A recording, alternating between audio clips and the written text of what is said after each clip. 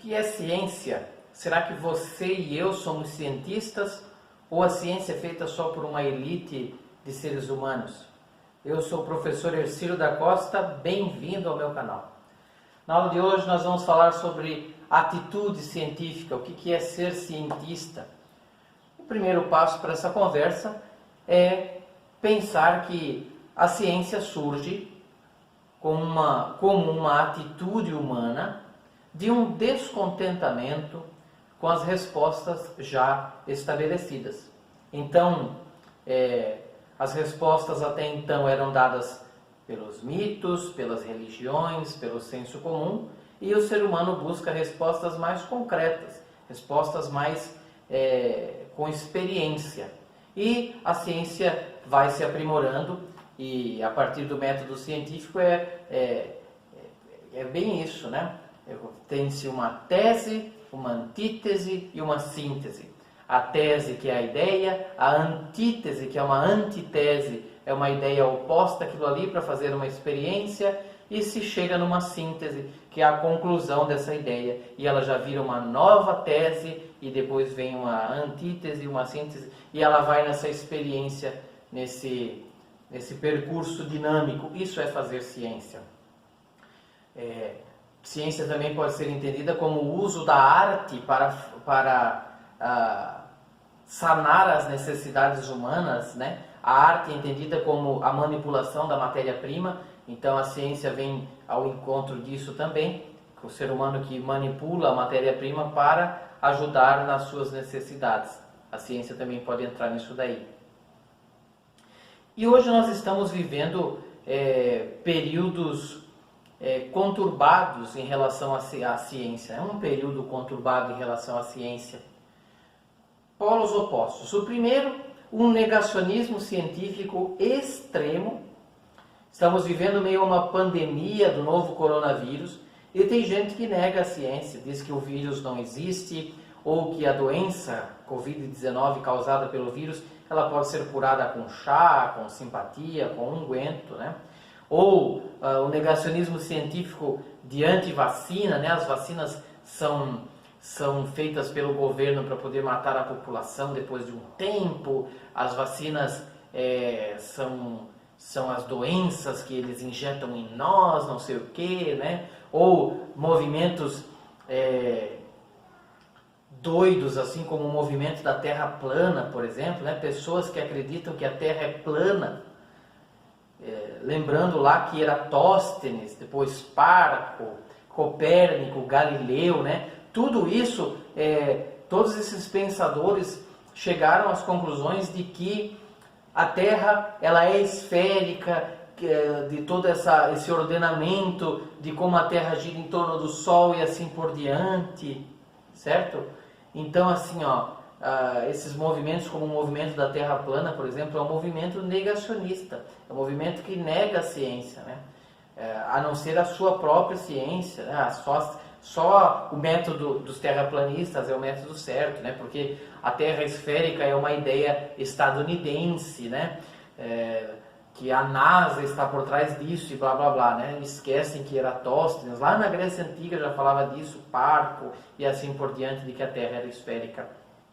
Então, assim, é preocupante quando movimentos anti-ciência surgem desse jeito, porque parece que está levando novamente a humanidade para dentro da caverna, está levando a humanidade para se esconder dentro daquela caixa escura, que a ciência quer fazer com que a gente pense fora da caixa, né? E a ciência, ela passou por um desenvolvimento histórico muito grande, né?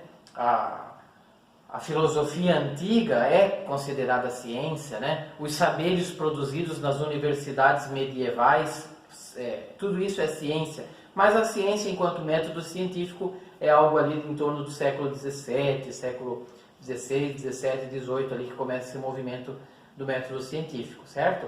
Mas isso não exclui os outros saberes, as outras ciências produzidas antes disso, beleza? Então, um extremo é esse negacionismo científico, e o outro extremo é um endeusamento da ciência.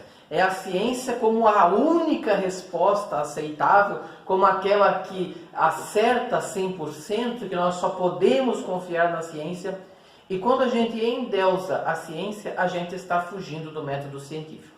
Porque o próprio método científico, ele não é a favor disso. Porque a ciência, ela erra. A ciência é um movimento dinâmico. Tese, antítese, síntese. A ideia, a anti-ideia e a síntese das duas ideias, que já viram uma própria tese depois, é um movimento. Então, a ciência, ela erra, certo? Mas a ciência, ela acerta muito. E ela está em constante evolução ao longo da história. Por isso que certezas científicas que nós temos hoje, por exemplo, há alguns anos lá na frente a gente já vai superar, assim como hoje nós já superamos certezas científicas do passado. Então, endeusar a ciência como a única que pode dar respostas, ou como a única que dá respostas certas, está fugindo do método científico. Até porque a ciência, ela não dá resposta sobre tudo. A ciência, ela não responde tudo, certo? Reflexões de ética, reflexões políticas e assim por diante, essa ciência positiva, no sentido do método científico, ela não consegue responder. Então a ciência, ela não é a deusa do saber. A ciência, ela é um saber, e um saber forte, que produz resultados significativos para a vida humana. Então a gente não pode viver nesses dois extremos. Então a atitude filosófica que eu chamo a atenção nesse vídeo é essa atitude de querer pensar fora da caixa, de querer sair da caverna. É a atitude filosófica que vai fazer com que nós não nos conformemos com as respostas pré-estabelecidas, ou quando querem nos enfiar goela abaixo algumas respostas aí